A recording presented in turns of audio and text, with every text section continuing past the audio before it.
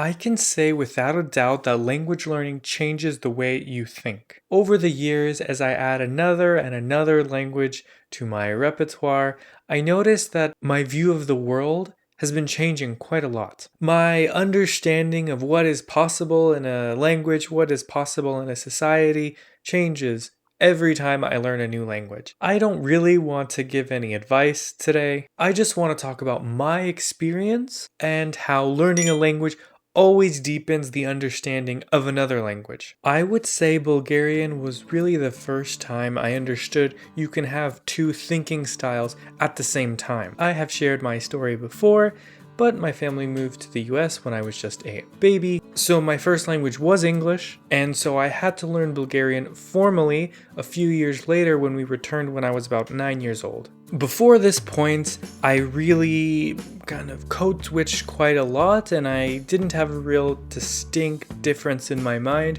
between English and everything else. My formal learning of Bulgarian was that moment when I realized, oh, there's distinct categories of thinking. Just like there are folders on your computer, there can be folders in your mind which organize the languages within. For English speakers, French is one of the easier languages, but despite me learning that later, after Slavic languages, which are harder, I still got some really good insights from French. French was the first time I realized that languages are templates for communication. Up until this point, I didn't have a lot of reference points. English is Germanic, then Slavic is its own branch. Learning French really helped me organize in my brain what is universal and what is just specific to those languages. It was really interesting to learn French because very often those moments that are different for English speakers are actually similar for other European speakers. The native English speakers in my class had a really hard time understanding how grammatical gender worked and when things need to match with the adjective. They had a hard time understanding how conjugation worked because it is pretty different in English. From my experience, that was pretty obvious. So I was able to realize what is unique about English, what is unique about Bulgarian, and it just gave me the idea that languages really are templates. Korean gave me the most realizations of any language. That was the first time I learned language learning doesn't need to be gate-kept behind language teachers, language classes, or formal learning. The resources to learn a language are already online. All the resources are available to you. It's just a matter of, do you have the drive and motivation to actually use them? Right now we have an internet and we can go to websites of other countries, we can connect to people around the world, but language still divides us. And the power to overcome that barrier is totally within your grasp. Thanks to the efforts of a lot of people, we are able to learn a lot of things for free online. Of course, you can pay for quality things, for simplifying things, but the raw information is totally online and available to you. That is what I learned thanks to Korean. Korean also developed my understanding of what is universal. I mentioned it before, but Korean did it again. English, French, Bulgarian, and Russian are all European languages, so they have a lot of things in common. Korean is completely unrelated and taught me what is possible in a language. I learned you can organize your language in a totally unique way. What if adjectives and verbs aren't so distinct? What if we could express ourselves without conjugating for person and number? What if we could express our emotion with the inflection of a verb? What if conjunctions were attached to the verb? I learned about all of these things that I didn't even know were options thanks to Korean. I can definitely say it was the most eye-opening experience for me. I just want to quickly remind you guys to subscribe to my channel if you haven't already. If you enjoy this video already, give it a like. I make a lot of similar videos like this every week on my YouTube channel, so subscribe if you want to see more content like this. But let me return to my story. Japanese was also very big for me because it taught me that characters aren't scary at all. They can be something that clarify language, not complicate it. Although a lot of things were similar between Korean and Japanese,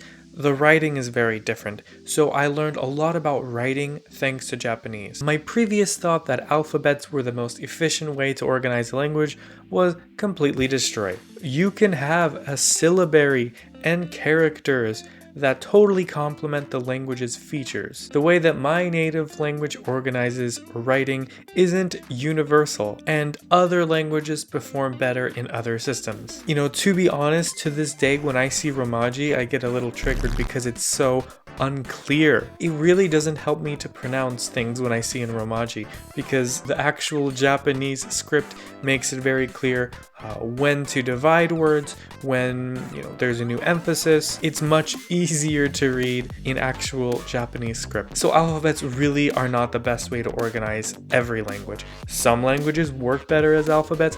Japanese is not one of them. I would never have known that if I never learned Japanese. Chinese taught me that tones are not difficult if you do them correct from the beginning. In the same way that I internalize primary stress about words in English, people in Chinese internalize the tone. Really, Chinese wouldn't function if you didn't have tones. It would be very unclear of what you're saying if you don't use tones. Before this, I thought that tones were something that overcomplicates things and you don't need them. Actually, they're something that can be very useful in certain circumstances.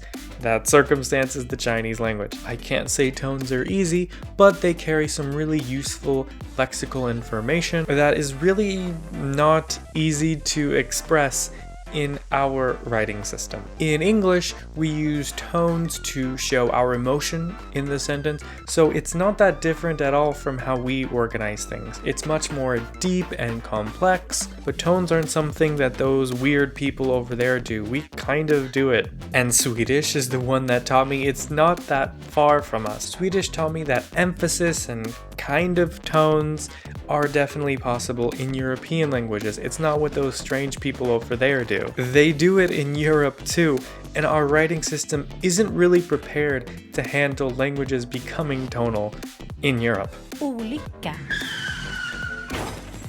Olika.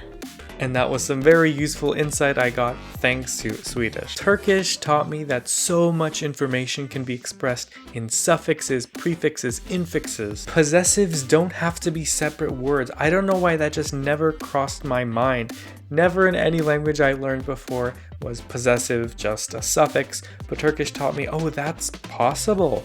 So even more and more as I go through all these languages, I learn about things that I didn't realize were possible. Up until this point, I thought it was just universal grammar, that my, your, his are gonna go before the noun in a separate word. No, that's not universal. So I learned all these very distant languages to English, and you would think if I learned a language close to English, I wouldn't get some good insight, but actually, as I learn more German, I'm getting a really good understanding about something strange English does. As I'm learning German, I'm noticing that a lot of words are built using native German roots. English is probably going to use another language's roots for a complex word. I just kind of always accepted that to make complex thoughts, you're gonna have to use foreign words, because this is kind of true for other European languages too. They probably borrow a lot of English words, a lot of French words, a lot of Latin words, Greek words, and in Asia, it's actually kind of the same. When you're gonna use a lot of simple words, you'll probably use native Korean words, native Japanese words,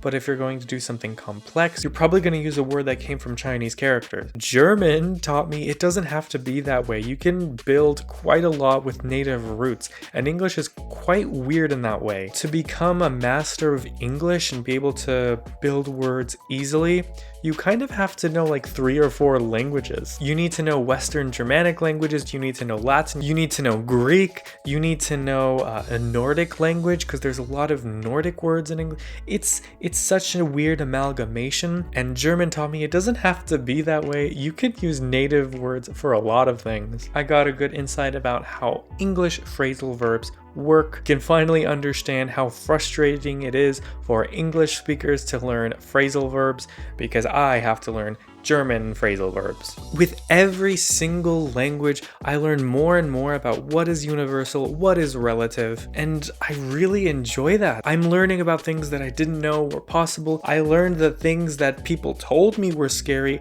aren't that scary and actually make sense in that context. And that's really it. I think my message is learn more languages and you will get a lot of really good insight about other languages, your native language. It's like a feedback loop of knowledge that deepens your understanding of everything else you've learned. If you want to see more from me, I have a website at studywithalex.com where I talk about language related things like this. I have some social media, which is linked in the description, that you can follow if you want to see more about my language learning journey. Let me know in the comments how language learning has affected your understanding of the world and what is possible. So thank you for watching today. I'll see you for another video very soon, alright? Au revoir!